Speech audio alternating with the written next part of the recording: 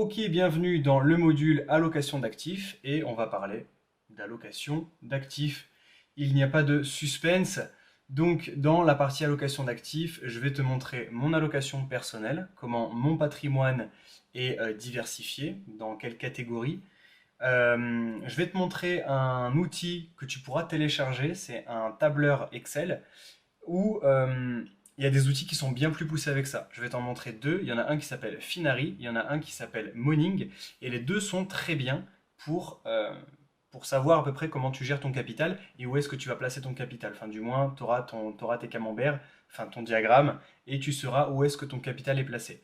Mais le premier que je vais te donner, qui est le tableur Excel, c'est le tableur que j'utilisais quand j'avais aucune application pour savoir comment mon patrimoine comment mon allocation d'actifs, comment mon patrimoine était diversifié. Donc je te le montrerai, tu pourras le télécharger normalement si j'y arrive, je te le mets juste en dessous de la vidéo et tu pourras le télécharger. Alors dans l'allocation d'actifs, on a la diversification et l'allocation d'actifs, c'est sensiblement la même chose sans être la même chose. L'allocation d'actifs, c'est pour moi comment tu vas allouer ton capital à certaines classes d'actifs. Et la diversification, c'est comment tu vas diversifier ton patrimoine ou alors tes positions avec, comment je pourrais te prendre un exemple, par exemple en bourse. Dans mon allocation d'actifs, j'ai 11% qui est mon portefeuille en bourse. Et dans ces 11%, donc l'allocation d'actifs bourse 11%, dans ces 11%, il y a une diversification. Et il y a encore une nouvelle allocation. Et ça, je te le montrerai avec Finari. Tu vas comprendre ce que je veux t'expliquer. Je peux même te l'expliquer en fait avec Paint. Hop, tac.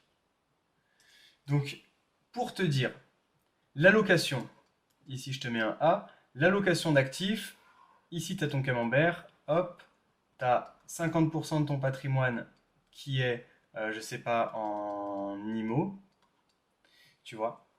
Et on va faire des trucs à la va-vite. Hop, ici c'est bourse, ici c'est crypto-monnaie, et là c'est ton cash. Voilà, bon, ouais, ce dollar il est moche. Là ici c'est l'allocation d'actifs. Donc tu sais que tu as tant en IMO, tu sais que tu as tant en bourse, tant en crypto et tant en cash. Et au sein, par exemple, de la bourse, tu as la diversification qui fait que ici, tu as ton portefeuille en bourse. Et là, par exemple, tu peux avoir 25% avec des obligations, des ETF, tu vois, par exemple. Ici, tu peux avoir 25% en actions, tu vois. Ici, tu peux avoir, je sais pas encore, 25%. Là, on va dire ici que tu as mis ETF. Et ici, ça peut être des obligations. Tu vois, 25% d'obligations, 25% d'ETF, 25% d'actions. Et bien ça, c'est la diversification au sein de ton portefeuille. Donc l'allocation d'actifs, pour moi, c'est la définition que j'ai. L'allocation, c'est ton patrimoine entier, comment tu gères ton patrimoine, où est-ce que ton capital est alloué. Et la diversification, c'est par partie, tu vois. Par exemple, en immobilier, ta diversification en immobilier, ça pourrait être que tu as un T2 sur Paris. Donc là, tu es relativement exposé à un rendement moyen, mais quasiment pas de risque, puisque c'est la capitale et que voilà, quoi, Paris, ça, c'est en augmentation depuis plusieurs années, ça continue de l'être. Et par exemple, tu as un T4 à Saint-Étienne, par exemple. Et bien là, la diversification de ton portefeuille, c'est que ta diversification elle est en fonction des régions dans lesquelles tu as investi en immobilier. Donc, Saint-Étienne, et ben à Saint-Étienne, on a des gros rendements puisque les appartements sont pas chers et les loyers sont élevés. Donc forcément, tu vas pouvoir trouver des 10, 12, 13% de rentabilité avec travaux et tout ça, mais je t'épargne la formation immobilier. Mais par contre, à Paris, bah, tu as quelque chose qui va être plus dans du patrimonial, donc qui va prendre plus de valeur qu'à Saint-Étienne, mais où tu vas avoir un rendement qui est plus bas, moins élevé qu'à Saint-Étienne. Donc ça, c'est ta diversification au sein de ton portefeuille immobilier. Donc tu vois ce que je veux dire pour l'allocation d'actifs et pour la diversification. Moi, personnellement, c'est la définition que j'ai des deux. C'est comme ça que je gère en tout cas mes portefeuilles. J'ai mon allocation d'actifs Et au sein de mon allocation d'actifs, je vais voir comment je suis diversifié et j'essaye d'améliorer ma diversification pour gérer risque-rendement. Voilà. C'est bien ce petit truc là pour que je te fasse des dessins. Je le vole à ma copine qui, elle, fait du vrai dessin. Bref, est-ce que c'est le thème de la formation? Non, donc on continue. Allocation d'actifs, la diversification. Mon capital de départ. Donc tu as deux façons en fait. Soit aujourd'hui, tu as hérité peut-être, ou tu as beaucoup d'économies. Eh ben, je dispose d'un capital de départ, je dispose de 10, 15, 20 000 euros de départ. Et ça, comment je vais les investir? Comment je vais les allouer? En deux, je ne dispose pas de capital. Eh ben, c'est relativement la même chose, sauf que tous les mois, tu vas venir poser de l'argent. Par exemple, tu peux investir 200 euros par mois. Tous les mois, tu vas venir poser 200 euros sur telle ou telle classe d'actifs et là, tu vas voir au niveau de ta diversification, ce mois-ci, je pose ici, ce mois-ci, je pose là, ou alors ce mois-ci, je divise en deux mes 200 euros et je mets 100 euros ici, 100 euros là. C'est relativement la même chose, sauf que ça ne va pas gérer de la même manière.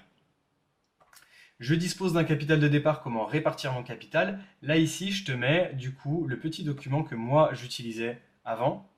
Et là, je t'ai changé les valeurs, je t'ai dit, imaginons, tu as 10 000 euros à investir. Et ben voilà, avec cet outil, comment tu pourrais les investir. Là, on a un portefeuille, on a le portefeuille d'une personne qui est dans la catégorie investisseur intelligent. On a 50% du portefeuille en bourse, qui peut être dans des actifs, on va dire, peu volatiles, ou alors des ETF, ou alors des obligations, ou alors des actions. Donc on voit qu'on a 50% du portefeuille ici en bourse, 27% en crypto-monnaie, ce qui représente 550 euros sur les 2000 euros investis, pas sur les 10 000, parce que je t'explique après. 12% en immobilier, ça peut être sur des plateformes de crowdfunding, ça peut être une part de SCPI, et 10% de cash. Là, on a un portefeuille qui est relativement bien équilibré et qui s'apparenterait plus à un investisseur intelligent. Ou alors à une personne qui cherche à s'exposer un peu au risque, mais pas trop. Donc 50% en bourse, ça peut être, comme je t'ai expliqué, sur des produits qui sont peu volatiles, comme des ETF monde, de l'or, des obligations et des actions qui sont aujourd'hui des grosses capitalisations, comme acheter du Coca-Cola, du Pepsi, du McDonald's, ce genre d'actifs-là va pas tomber. Et 27% en crypto-monnaie, où là, on a quand même 30% du portefeuille qui va venir chercher du risque, mais aussi du rendement.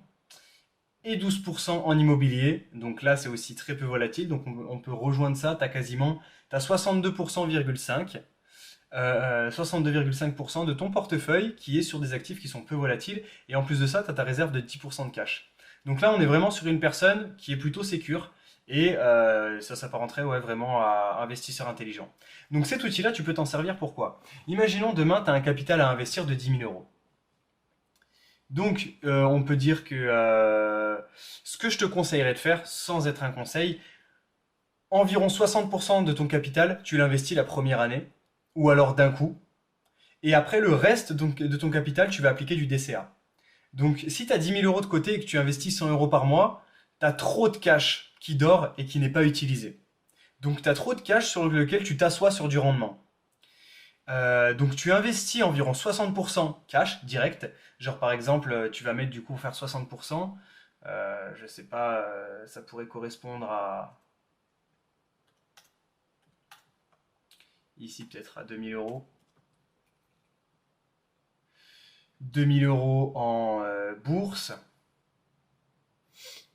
Genre 2000 euros en crypto, 2000 euros en bourse, 500 en crypto, 500 en IMO, ça te fait 3200 euros investis. Tu peux même renforcer plus de positions en rajoutant 500 euros ici. Ça te fait 27%, tu vois. Et là, on va faire pareil. On peut rajouter encore 500 en IMO, 23%. Là, du coup, tu vas avoir une réserve de cash qui est moins importante, mais c'est pareil. Tu peux rajouter dans ta réserve de cash. Je te réexplique pas ce que c'est qu'une réserve de cash. On l'a vu juste avant. Tu peux rajouter 400 euros, par exemple, ici. On arrive à 13%.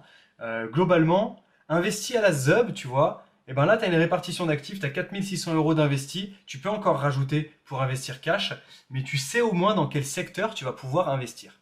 Là, par exemple, si tu prends ce tableur-là, que tu n'as encore jamais investi, enfin que t'as pas, tu sais où tu vas investir, tu sais quel capital tu as, mais tu sais pas comment tu vas allouer ce capital-là. Et ben tu peux utiliser ce tableur-là pour rentrer les valeurs. Et là, en fait, on voit que si on investit 2000 en bourse, ça nous fait 43% en bourse. 1000 en crypto, bah, ça nous fait 21%. 21% en IMO pour 1000 euros aussi. Et 13% en cash pour 600 euros. Sachant que tu n'as investi que 4600 euros et que du coup, bah, il t'en reste encore 6400 à investir. Donc tu vas pouvoir jouer avec ce tableau en disant, ok, donc là, si je veux investir cash 60% de mon capital, je vais peut-être rajouter pour arriver à 50% en bourse, rajouter 400 ici. On arrive à 48%. Je sais pas, tu rajoutes encore 100. Voilà. On est à 49%. Et bien là, tu vois, tu te dis qu'à peu près, tu vas pouvoir mettre 2500 euros en bourse, 1000 euros en crypto-monnaie, 1000 euros en IMO, SCPI, crowdfunding, je te refais pas le cours. Et 600 euros en cash, ça correspond encore à 10% de ton capital qui est en cash au sein de ton allocation d'actifs. Sachant que du coup, tu as tout l'argent qui te reste, ça va être considéré comme du cash aussi. C'est pour ça que je te dis, il faut investir au moins 60% directement de ton capital dans la répartition de ton choix, en fonction de ta personnalité et de tes investissements, les investissements que tu préfères et ceux avec quoi tu es le plus à l'aise. Et le reste, par exemple, des 4000 euros, tu vas pouvoir l'investir au fur et à mesure en DCA. Donc là, si il te reste beaucoup plus, en plus il te reste 4000, il te reste 4900 à investir. Tu vois, ça fait 55% de ton portefeuille encore. Si tu le mets en réserve de cash, ça fait 55% de ton portefeuille. Donc moi, je te dis ça, tu ne le rentres pas dans ton allocation. Tu le laisses sur tes comptes, tu sais qu'ils sont dispo. Et tu vas peut-être venir tous les mois rajouter, tu as investi allez, 5100 là d'un coup, et il te reste 5000, tu vas appliquer un DCA où tous les mois tu vas venir investir, je sais pas, 500 euros par mois avec, tu vois. Comme ça, tu vas tenir à peu près un an et tu vas lisser ton investissement tout au long de l'année avec tes 500 euros par mois. Et tes 500 euros par mois, tu vas respecter une répartition à chaque fois, comme par exemple, là, imaginons tu viens de tout investir aujourd'hui, donc tu as investi tes 5100 euros aujourd'hui, le mois est passé, on est le mois prochain, c'est le jour où tu dois investir, tu vas venir voir ici, tu rentres sur ton tableau et tu vas commencer à simuler en te disant, ok, pour rester dans mon allocation, si aujourd'hui je mets 300 en bourse, 100 en crypto, 100 en IMO, ça me fait 500 euros d'investi. Et bah tu vois là, on est pas mal. On est pas mal en fonction de ma gestion du risque. Pour moi, je serais pas mal. 20% en crypto, 50% en bourse, 20% en IMO et 10% de cash. Et ben avant même d'investir, je viens simuler ici. Je sais que là du coup mon total investi est de 5600. J'ai rajouté mes 500 euros et voilà mon portefeuille. 50, 20, 20, 10. Et bah je trouve ça plutôt pas mal. Et là, je peux aller me diriger vers les plateformes d'investissement en me disant, je sais déjà que sur mon broker en bourse, je vais aller investir 300 euros. Sur mes plateformes crypto, 100 euros. Sur mes fonds en SCPI ou en crowdfunding, je vais aller mettre 100 euros. Et pas besoin de toucher à mon cash puisque je respecte mon allocation avec 10% de cash actuellement. Et voilà. Donc ce petit tableur va te servir à simuler tes investissements ou alors à avoir un visu sur ton patrimoine aujourd'hui. Par exemple, si aujourd'hui tu as déjà investi, tu es déjà investisseur, tu vois, tu as déjà investi de l'argent, mais par contre, tu n'as aucune idée de comment tu as réparti ton capital, tu vois, et ben tu peux venir ici, par exemple, tu n'as pas 10 000 euros de côté, mais tu sais qu'actuellement, tu as 3 000 euros en bourse, tu as 1100 euros en crypto, et sur des SCPI, tu rajoutes 400, tu as 1500 euros en SCPI, et que en cash, voilà. Donc là, tu vois, par exemple, tu viens, ou alors je vais te prendre un exemple qui est un peu plus parlant. Je te dis une bêtise, tu as 700 plus ici, tu as 1800. On va faire de la merde, on va encore rajouter 500. Voilà. Ton capital total, tu sais que tu as 7400 euros d'investi et que tu aimerais bien diminuer un peu ton risque. Tu le rentres là-dedans. Tu vois que tu as 40% en bourse, 30% en crypto. Tu te dis que tu es quand même pas mal exposé au risque. Et que tu as 8% de cash. Donc là, une fois que tu as rentré ça, tu as un visu clair sur ton patrimoine. Tu te dis, ok, aujourd'hui, je suis comme ça. Donc qu'est-ce qu'il faudrait que j'améliore aujourd'hui?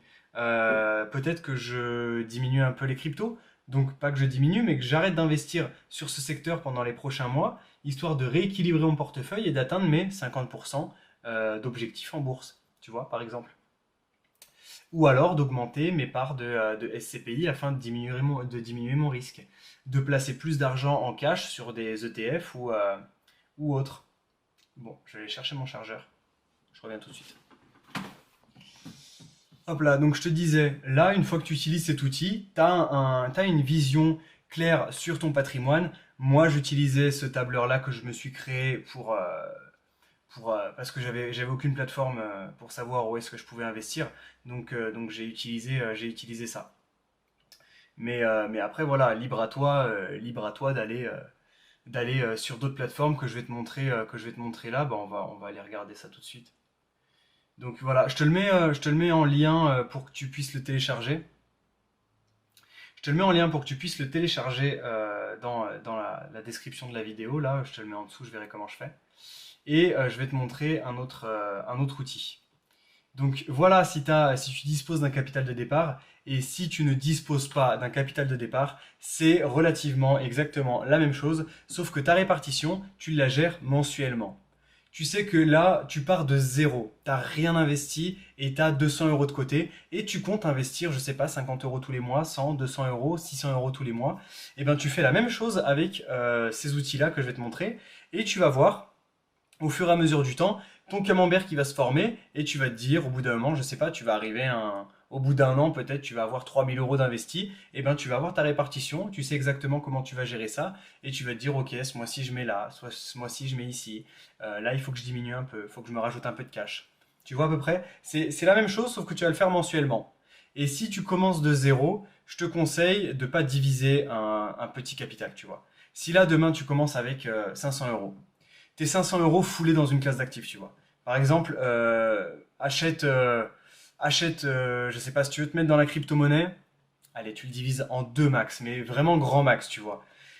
Genre 300 euros sur du Bitcoin, tu vois, je dis une connerie, et 200 euros sur des actions en bourse qui vont te rapporter des dividendes. Mais commence pas à faire une allocation en divisant genre 100 balles, tu vois, si tu as 100 balles à investir, ne fais pas ça. À 100 balles, achète une action, tu mets 100 balles sur une action. Comme ça, tu auras un petit rendement toute l'année. Même si tu gagnes quoi? À la fin de l'année, tu as gagné 20 euros avec tes 100 euros. Bah certes, c'est pas très motivant, sauf que tu as quand même gagné 20 euros sans rien faire. Et en plus de ça, tu as appris parce que tu as investi. Donc, par contre, si tu divises tes 100 euros, tu dis, OK, là, il faut gérer l'allocation d'actifs, mes 100 euros, je mets 50% en bourse, 20% ici. Tu vas te retrouver avec un portefeuille de 20 euros en crypto, 50 euros en bourse, 20 euros en IMO. Ça a aucun sens. Ça a aucun sens. Tu vas juste te démotiver parce que tu n'auras pas de rendement assez important et au final, tu vas te dire, bon, bah bref, j'ai pas assez de capital, mes investissements, c'est de la merde. Et puis, bah, je vais les récupérer, je vais aller me taper une grosse soirée avec ou m'acheter une paire de chaussures. Donc voilà, le but c'est d'éviter d'acheter une paire de chaussures avec l'argent qui est censé être investi. Donc voilà, maintenant je vais te montrer, je vais rien te montrer du tout parce que ce que je vais te montrer ça va être dans les outils. Mais globalement, hop là, on va aller sur Finari, qui est une super application.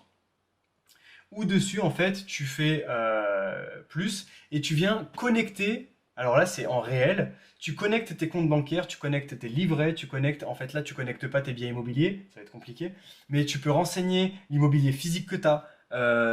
Par exemple, j'ai un T2 à Paris qui me rapporte tant par mois, et ben là tu vas aller venir le renseigner dessus et je vais te montrer après, ils vont te le mettre dans une allocation. Tu peux mettre si tu as des emprunts, comme ça en fait ils vont te dire voilà ton patrimoine net et voilà ton patrimoine brut. Tu as 200 000 euros de patrimoine brut, mais patrimoine net, tu que 50 000. Parce qu'il faut encore que tu rembourses 150 000 à la banque. Là, elle te le dit et tu as tes calculs. Tes assurances vie, tes comptes d'investissement bourse, startup PME, startup PME, si tu peux faire, imaginons, tu es salarié et tu es dans une boîte comme par exemple Decathlon et ils proposent des actions ils proposent des actions. On va prendre Sanofi parce que Sanofi, je connais, ils le font. Sanofi propose des actions aux salariés. Tu peux être détenteur d'actions de la boîte quand tu es salarié parce que Sanofi va te le proposer. Donc ça, par exemple, tu vois, Startup PME ou titres non cotés, c'est des titres que tu peux détenir d'une entreprise qui n'est pas cotée en bourse. Si ton entreprise a des actions dans la part tu t'associes avec un ami et tu montes ton entreprise, c'est un mauvais exemple. Si tu es dans une boîte qui n'est pas cotée en bourse et qui te propose des actions de salariés, eh ben, tu peux les rentrer aussi. Parce que c'est des titres qui ne sont pas cotés en bourse. Donc tu peux les rentrer. Tes portefeuilles crypto, tu peux les enregistrer. Les métaux précieux, si tu en détiens physiquement ou pas, et autres actifs si tu as d'autres actifs qui ne sont pas renseignés ici. Donc tu vois, tu peux compléter tout ton patrimoine en rentrant ici un à un ce que tu détiens. Après, dans portefeuille, tu as ton graphique de comment évolue ton portefeuille au fil du temps. Moi, tu vois, j'ai mon portefeuille crypto, j'ai mes livrets, j'ai mes comptes d'investissement, j'ai Startup PME et j'ai mes comptes bancaires. Inside Plus, c'est si tu payes un abonnement. Là, dans ce cas, tu vas avoir, tu vois, des simulations de ton patrimoine dans 30 ans, ton profil d'investisseur avec, tu vois, ton taux d'endettement, matelas de sécurité. C'est super complet. C'est super complet. J'ai découvert, au début de la formation, je te parlais de Moning et je vais te montrer Moning aussi dans l'autre vidéo que je vais te faire où je te présente les outils. Mais celui-là, j'ai découvert en cours de route et franchement, pas mal. Nous, on va aller dans le dashboard. Et dans le dashboard, on va regarder ici allocation d'actifs. Mon allocation d'actifs actuelle. 55% de mon patrimoine est en crypto-monnaie. Est-ce que c'est une bonne chose pour une personne qui cherche à avoir une stabilité? Non, pas du tout. 50% de mon portefeuille est exposé à beaucoup de risques. Il va falloir que je le diminue et que j'investisse plus dans mes comptes d'investissement qui sont mes comptes en bourse. Là, on voit que 11% de mon patrimoine est en bourse et que 33% c'est du cash que je détiens sur des livrets. Donc ça, c'est parce que j'ai eu une grosse rentrée d'argent et cet argent-là, et que je la disperse, et que je fasse mon allocation d'actifs et que en gros, bah, cet argent-là, je le prenne et que je me dise, ok, là, je vois que clairement, pour redresser un peu la barre, sur mes 33% de mon livret, il faut que je balance au moins 15% en bourse. Et le reste, on verra sur les classes d'actifs, peut-être startup PME, ou on verra. Mais il faut que j'arrête d'investir en crypto-monnaie et que voilà quoi. Accident de parcours, tant mieux, puisque mon portefeuille crypto a explosé plus que le reste. Donc tant mieux, mais par contre, ça fait qu'aujourd'hui, je suis trop exposé. Donc si je veux retrouver un peu plus de sérénité d'esprit et moins de risques, eh ben, il faut que j'arrête d'investir en crypto et que je me concentre sur des actifs qui sont moins volatiles. Donc voilà pour la répartition, moi, de mon portefeuille. 1% en startup PME. Donc ça, c'est parce que j'ai participé à la levée de fonds de BRICS. Ils ont levé 20 millions. Donc moi, j'ai investi un peu d'argent dedans parce que je pense que c'est une entreprise qui potentiellement pourrait peser plusieurs millions à l'avenir. Donc voilà, ils pèsent déjà plusieurs millions, mais tu as compris ce que je voulais dire. Je pense avoir un retour sur investissement qui serait plutôt pas mal. Donc j'ai investi dans Brix. Et après 11%, bah ça c'est sur mes comptes en bourse. Donc autant pour mon portefeuille action que pour mon portefeuille ETF que pour mon portefeuille action de croissance. Et 33% sur du cash dispo, quoi. Là c'est vraiment du cash liquide. C'est sur mon compte en banque. Donc c'est trop. Et 55% en crypto. Ça c'est parce qu'on était en 2021. En 2021 on a eu une année qui était folle et voilà quoi, mon compte en bourse, il n'a pas augmenté plus que ça et mon compte crypto, il a explosé. Pour vous dire, je suis parti 2020, fin 2019, début 2020, je suis parti, j'investissais exactement la même chose sur chaque plateforme. Je mettais tous les mois 100 euros en bourse, 100 euros en crypto-monnaie. Donc j'avais des portefeuilles qui étaient relativement équilibrés et au même stade. Par contre, tu vois, 2021, bull run, on est parti en couille avec les cryptos. Et ben aujourd'hui, voilà, mon portefeuille crypto il se trouve là, mon portefeuille bourse se trouve là. Donc moi, avec mon cash de disponible, je vais venir alimenter mon portefeuille bourse pour venir essayer de rééquilibrer un peu la chose. Donc voilà, et ça c'est une super application. Je te la présente plus en détail dans, hop. Je te la présente plus en détail dans la section outils et voilà pour l'allocation d'actifs. J'espère que tu as bien compris pour l'allocation d'actifs que le but c'est de gérer le risque et le rendement et comment te dire. Tu peux le faire même si aujourd'hui tu n'investis pas. Tu peux faire ton allocation d'actifs. Tu peux le faire avec par exemple tes sources de revenus. Aujourd'hui, si tu es salarié, on va dire que c'est un peu gros, mais là, c'est ton bateau. Si tu as uniquement ton salaire qui te tient debout, tu vois, en source de revenus ici, tu n'as que ton salaire, le jour où ça part, tu te pètes la gueule, ton bateau il coule. Le but, le but c'est de rajouter le plus de pieds possible, tu vois. Là, ça peut être la bourse. Là, ça peut être l'immobilier. Donc ici, c'est ton salaire. Là, ça peut être les crypto-monnaies. Ici, ça peut être, je sais pas, de l'investissement dans des startups ou des titres non cotés, tu vois. Ici, ça peut être, je sécurise une partie de mon patrimoine avec le marché, les marchés un peu fantasy, comme j'investis dans de l'alcool avec le vin, j'investis dans des tableaux, j'investis dans des montres. Moi, les montres, je vais investir dedans, mais c'est quelque chose qui ne te rapporte pas de revenus. C'est des plus-values à la revente. Donc pour l'instant, je considère que mon patrimoine n'est pas assez élevé pour acheter des montres pour les collectionner. J'estime que quand j'arriverai aux alentours des 500-600 000 euros de patrimoine, là, je pourrais commencer à me poser la question de est-ce que j'achète une Rolex à 30 000 euros pour essayer de la revendre 3, 4, 5 ans après à, je sais pas, à 50, 60 000 euros, tu vois. Donc le but, c'est d'avoir le max de sources de revenus et tu vas faire ton allocation d'actifs ici avec toutes tes sources de revenus là. Il est horrible mon dessin là. Comment je fais pour faire des retours en arrière? Tu fais une allocation d'actifs ici pour gérer en fonction que si jamais, imaginons, les crypto-monnaies, je ne sais plus où je l'ai mis, se portent mal, tu as toujours ici, par exemple, la bourse qui te tient debout, l'IMO qui te tient debout, tes fonds que tu as en startup PME qui te tient debout, tu vois. Comme ça, même si ici, tu as encore le marché du vin qui s'écroule ou alors le marché de l'art qui se pète la gueule, eh ben, tu as toujours encore ça, au moins trois pieds qui te tiennent debout. Si demain tu perds ton emploi, ici, tu as toujours ça qui te tient debout, ça qui te tient debout, tu vois. C'est pour te dire qu'il faut que tu évites un max d'avoir qu'une seule source de revenus. Et le mieux, c'est que dans toutes tes sources de revenus, enfin que tu aies plusieurs sources de revenus qui permettent que tu vas pouvoir tenir debout, avoir ici voilà, plusieurs sources de revenus. Et sur tes sources de revenus, c'est là qu'on vient gérer l'allocation d'actifs. J'investis en bourse pour bientôt, je sais pas, pour ma retraite. Je mets tant par mois, je mets 20% et 23% tous les mois pour éviter le jour où je peux perdre mon emploi, le jour où je vais arriver à la retraite, et ben en fait avoir uniquement là le revenu du salariat, donc ma retraite, ce que j'ai cotisé. Puisque une fois que j'aurai investi, je vais arriver à la retraite, vu que j'ai alloué tant de pourcentage de mon capital tout au long de ma vie à investir en bourse et que j'ai fait ça bien parce que je connais mon style, ma personnalité d'investisseur, je sais comment je gère mon patrimoine et comment j'alloue mon capital, et ben le jour où j'arrive à la retraite, j'ai pas juste ma retraite, mais j'ai aussi la bourse qui vient me verser des revenus.